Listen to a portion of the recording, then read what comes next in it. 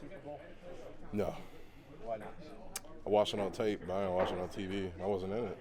Does it piss you off? It did upset me, yes. I did not get to play in the Super Bowl. Yeah.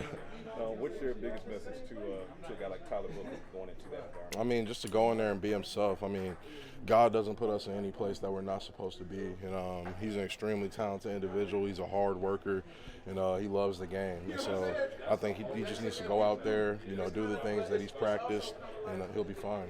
How much does Thursday night's ceremony, they're going to hang the Super Bowl banner, how much does that add fuel to the fire at all? I mean, it's just like any other game for me. Like, regardless of the ceremonies or whatever's going on, like, we ultimately have a job to do, and that's to win. So they can do whatever they want, and we're going to go out there and handle business. It's another off season and another season of you and Cooper Beebe working next to each other. What have you seen from him and his development, and where is he at going into year two? I mean, I just think he's developed a lot in the mental side, as well as the physical side. I think he's very decisive with his reads, very decisive with his calls and things of that nature. And I think he's just taken a great step at really commanding that offensive line. Does it change anything if it's Nate or Tyler Guyton at left tackle? I mean, no. I mean, it's 5-1. We ultimately know that guys are going to be down, guys are going to be up. We went through the same thing last year and the years prior. So ultimately, it's just going to be up to us communicating and making sure we're all on the same page. How much does it help having Nate when you guys did in the starting lineup during training camp and getting that work with him there? It's extremely helpful. I mean, just to bank those reps, get that chemistry, to understand, our strengths and, how we play together. So extremely valuable. Another member of your draft class is signed a extension, right? So is that popping in your head at all, or wanting to get yours done anytime soon? I mean, obviously, everything will happen in due time. I think the most important thing for us is just focusing on Thursday. How do you think having Kenny to go against in practice will help you? I mean, I think it's great. I mean, he's an extremely talented defensive lineman, a true vet and a seasoned guy. And I think it'll do nothing but just, make us better as a team, especially in the trenches for sure. What have you seen from your group of running backs going into just variation. I mean, we got guys who run the ball hard, who love to get vertical, and I think that's something you can't have enough of. Guys who are just, once they see the gap, they're going to hit a gap. And so I think, obviously we have a Rolodex of guys that we're going to roll through, and I think they're all going to make hay during the game. What challenges does the defensive line give you guys as an offensive line?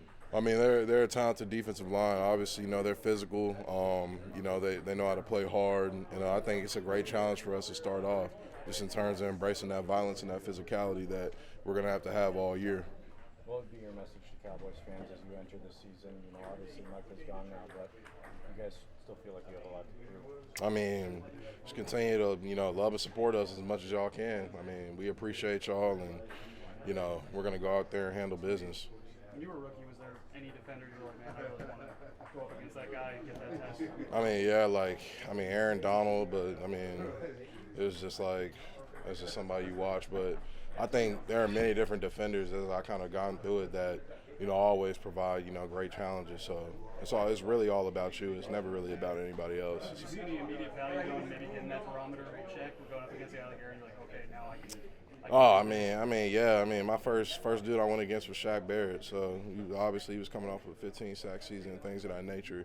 So that was huge for me to just go out there and, in my first game and, be able to bank those reps against him for sure. Do you embrace playing in an environment like this, hostile crowd, opening night, Super Bowl champs? Yeah, I absolutely do. I mean, you're going to have to play on the road, and you're going to have to play in hostile environments. And I think it's great to just, start in one and, really just get to, kick off the season for real. Your team always gets a lot of attention from us and fans. You say that this year more than ever that there's more people that are doubting what this team could be, what you guys think it could be? I don't really pay attention to the noise, to be honest. I mean, there's a lot going on, but ultimately, the only thing that can help us is, the work that we put in each and every day in this building and outside of it. Good luck. Have you guys been able to deal with losing Parsons? I mean, we just show up to work and, get better every day. I mean, we obviously, it's hard to see him go, but, he got what he ultimately wanted. All parties are happy and healthy, and so I think that's the most important thing. Do you guys communicate after it at all? You guys were like 2 lockers down from each other. Oh, you know Micah? Yeah. Oh, yeah, I went to his house the day of, and, you know, I talked to him and stuff like that, and like, you know, his family was obviously ecstatic and things of that nature. So yeah. Trey mentioned that he was there too. Were there a group of current players there to help? There were a couple of guys around. There were.